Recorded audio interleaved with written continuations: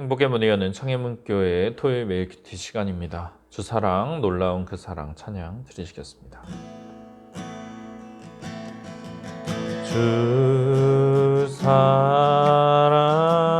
주사랑 놀라운 그 사랑 나를 위한 그의 십자가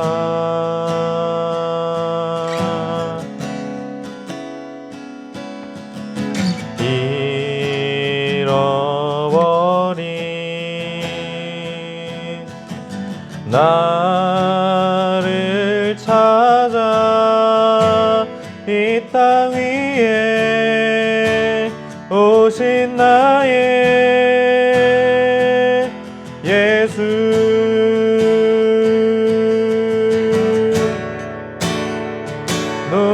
놀라운 주의 사랑 내 맘에 가득 넘치네 그 사랑 나를 새롭게 놀라운 주의 사랑.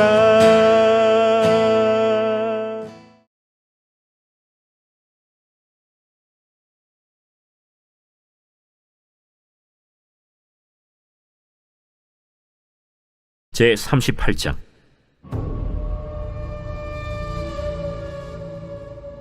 그 후에 유다가 자기 형제들로부터 떠나 내려가서 아둘람 사람 히라와 가까이 하니라.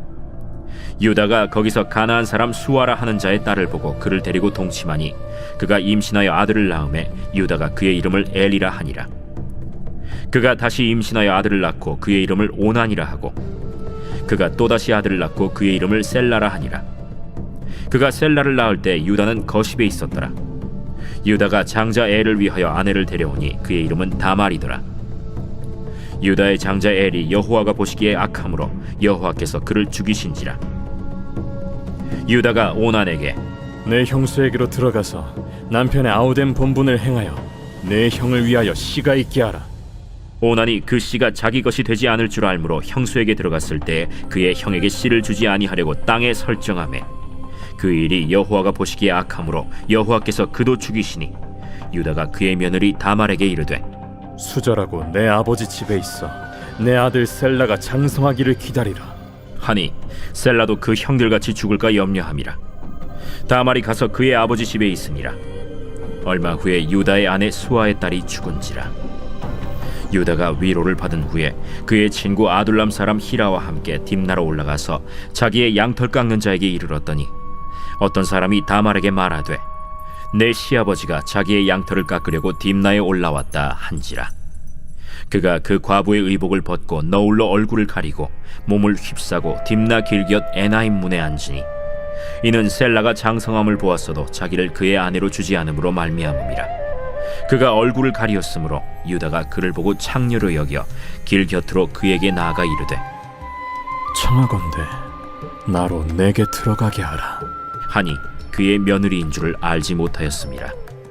당신이 무엇을 주고 내게 들어오려느냐? 유다가 이르되 내가 내 떼에서 염소 새끼를 주리라. 당신이 그것을 줄 때까지 담보물을 주겠느냐? 무슨 담보물을 내게 주랴?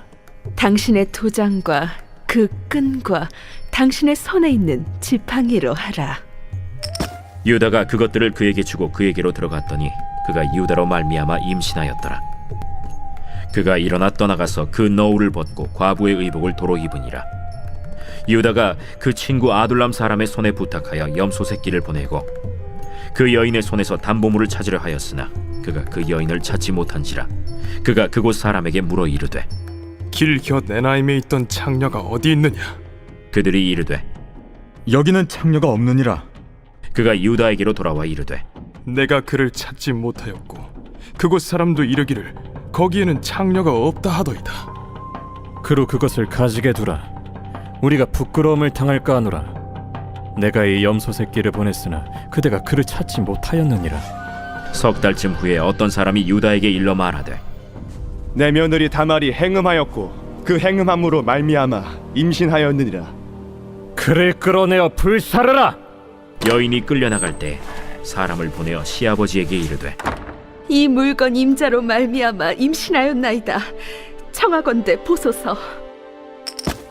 이 도장과 그 끈과 지팡이가 누구의 것이니까? 유다가 그것들을 알아보고 이르되 그는 나보다 옳도다. 내가 그를 내 아들 셀라에게 주지 아니하였음이로다. 하고 다시는 그를 가까이 하지 아니하였더라. 해산할 때에 보니 쌍태라. 해산할 때에 손이 나오는지라 산파가 이르되 이는 먼저 나온 자라. 하고 홍색 실을 가져다가 그 손에 메었더니 그 손을 도로 들이며 그의 아우가 나오는지라. 산파가 이르되 내가 어찌하여 터뜨리고 나오느냐. 그 이름을 베레스라 불렀고 그의 형 곧 손에 홍색 실 있는 자가 뒤에 나오니 그의 이름을 세라라 불렀더라. 애굽으로 팔려간 요셉이 어떻게 되었는지 알려주기 전에 본문은 유다의 가정사를 보여주고 있습니다. 유다의 자손은 매우 중요한데 왜냐하면 그가 실질적으로 이스라엘의 장자가 되기 때문입니다. 본래 장자로 태어난 르우벤은 아버지의 첩인 빌하와 동침함으로 인해 장자의 자격을 박탈당하게 되었습니다. 그 다음 순번인 시므온과 레위는 세겜 사람들을 폭력적으로 죽인 것 때문에 장자가 되기에는 합당하지 않았습니다. 그렇게 넷째 유다가 약속의 후계자가 되는 것입니다. 그런 유다의 가문에 위기가 찾아옵니다. 요셉의 사건이 있은 후에 유다가 자기 형제들로부터 떠나 아둘람으로 내려갔고 그곳 사람 히라와 가까이 하였습니다. 그러다가 가나안 사람 수아라 하는 자의 딸을 보고 그를 데리고 동침하였습니다. 정황상 정식적으로 결혼을 한 것은 아닌 것처럼 보입니다. 세 아들을 낳았는데 엘과 오난과 셀라입니다. 셀라를 낳을 때 유다는 거십에 있었습니다. 유다가 아둘람에서 거십으로 옮겨 다니며 양을 치고 있었던 것으로 보입니다. 유다는 자신의 장자인 엘을 위해 아내를 데려오는데 그 이름은 다말입니다. 다말에 대한 자세한 정보가 주어지지는 않지만 가나안 여인으로 보입니다. 아브라함 가문의 결혼에 대한 전통을 깨고 자신도 가나안 여인을 취하였고 자식을 위해서도 가나안 여인을 데려오는 이러한 유다의 모습은 바람직하지 않습니다. 장자 엘은 여호와께서 보시기에 악하였습니다. 하나님께서 그를 죽이실 정도로 심한 죄를 지은 것 같습니다. 하나님의 심판으로 엘이 죽자 유다는 둘째 오난에게 내 형수에게 들어가서 남편의 아우된 본분을 행하라 말합니다. 내 형을 위하여 씨가 있게 하라는 것입니다. 이것은 고대 근동에서 행해지던 계대 결혼의 관습입니다. 형이 자식을 낳지 못하고 죽으면 동생이 과부가 된 형수와 결혼하여 아이를 낳습니다. 그렇게 태어난 아이는 죽은 형의 아들로 그렇게 여김을 받고 형의 상속을 받게 됩니다. 이렇게 계대 결혼을 하는 것은 가문의 후사가 끊어지지 않고 이어지기 위함이며 남은 형제가 이것을 거부할 경우에 사회적 비난 그리고 질타의 대상이 됩니다. 후에 모세 율법은 이 계대 결혼을 명하여서 지키게 했습니다. 그런데 둘째 오난은 이것을 달갑게 여기지 않았습니다. 형수와의 사이에서 태어난 아들이 자기 후손이 아니라 형의 후손이 될 것을 알았기 때문에 욕심스럽게 행동을 합니다. 형수에게 들어갔을 때 형에게 씨를 주지 아니하려고 했습니다. 땅에 설정하였다라고 번역이 되어 있는데 정확하게 어떤 행동을 했는지는 알 수가 없지만 의도적으로 임신이 되지 않도록 방해를 했다 그렇게 이해할 수 있습니다. 하나님께서 이것을 보시고 그 행위가 악함으로 인해 오난을 죽이셨습니다. 졸지에 두 아들을 잃어버린 유다는 두려웠습니다. 그래서 며느리 다말에게 이르되 수절하고 내 아버지 집에 있으라고 말합니다. 다른 사람에게 시집가지 말고 내 막내 아들 셀라가 장성하기를 기다리라는 것입니다. 유다는 셀라까지 형들처럼 죽을까봐 두려워했습니다.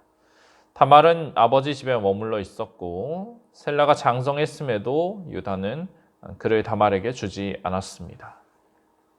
얼마 후라고 되어 있는데 많은 날이 지난 후를 의미합니다.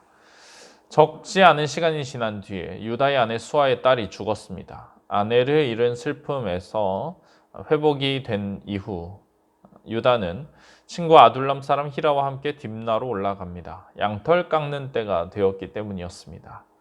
이 딥나의 근처에 다말의 친정이 있었던 것 같습니다. 다말은 자신의 시아버지가 양털을 깎기 위해 딥나에 왔다는 소식을 들었습니다.